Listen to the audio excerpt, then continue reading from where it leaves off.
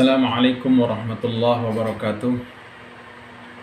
Melanjutkan pembelajaran kita terkait persyaratan K3 di pembangkitan listrik. Hari ini kita akan mempelajari terkait dengan prinsip kerja daripada cool plant atau pembangkit listrik tenaga uap.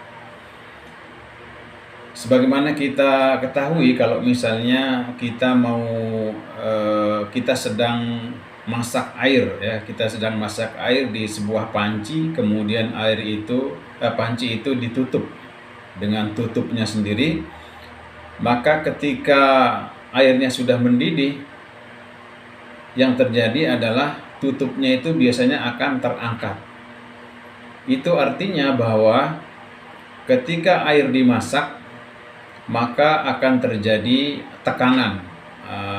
tekanan di dalam panci tersebut, sehingga tekanan itu menyebabkan terangkatnya tutup panci. Nah, prinsip inilah yang diikuti oleh sebuah pembangkit listrik tenaga uap.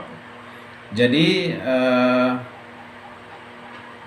pembangkit listrik tenaga uap itu mula-mula membakar batu bara, ya, membakar batu bara di dalam sebuah boiler. Jadi ada 4 komponen utama di dalam pembangkit listrik tenaga uap ini. Ada namanya boiler, kemudian ada namanya turbin uap, kemudian ada namanya kondenser, dan ada namanya generator. Nah, di dalam boiler ini itu tempat masaknya, tempat terjadinya pemasakan air, ya. Jadi setelah melalui proses sedemikian rupa, jadi batu bara itu dibakar di dalam boiler. Nah, kemudian dia memanaskan api yang ada di dalam steam drum melalui pipa-pipa tentunya, ya. Kemudian air yang dimasak di dalam steam drum ini, sebagaimana prinsip kerja dari air yang dimasak di panci tadi, tentunya akan mengeluarkan uap, yang bertekanan. Nah, uap yang bertekanan inilah yang akan nanti mendorong turbin. Jadi sudu-sudunya turbin itu didorong oleh tekanan uap yang dihasilkan oleh pemasakan air di dalam boiler tersebut.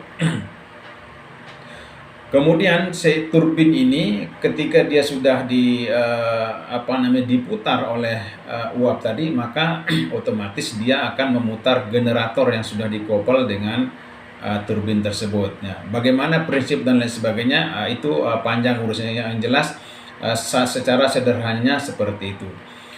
Kemudian uap yang sudah dialirkan menuju ke turbin ini akan masuk ke dalam kondenser. Jadi kondenser ini nanti akan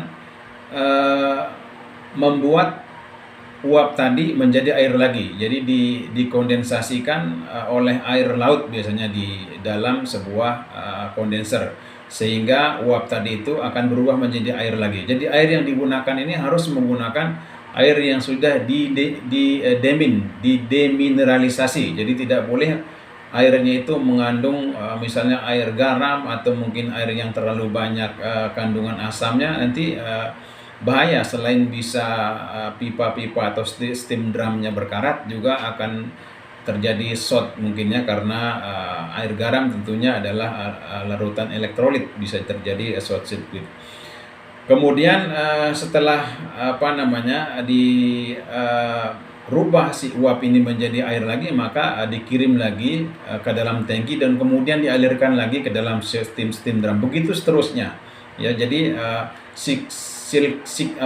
siklusnya seperti itu. Jadi air dimasak, kemudian menjadi uap, uapnya didinginkan lagi menjadi air, dan lain sebagainya. Jadi prinsip kerjanya pembangkit listrik tenaga uap itu seperti itu. Kalau misalnya kita berbicara masalah isi dalamnya mungkin panjang lebar. Itu saja, mudah-mudahan bisa bermanfaat sekilas terkait dengan prinsip kerja dari pembangkit listrik tenaga uap. Assalamualaikum warahmatullahi wabarakatuh.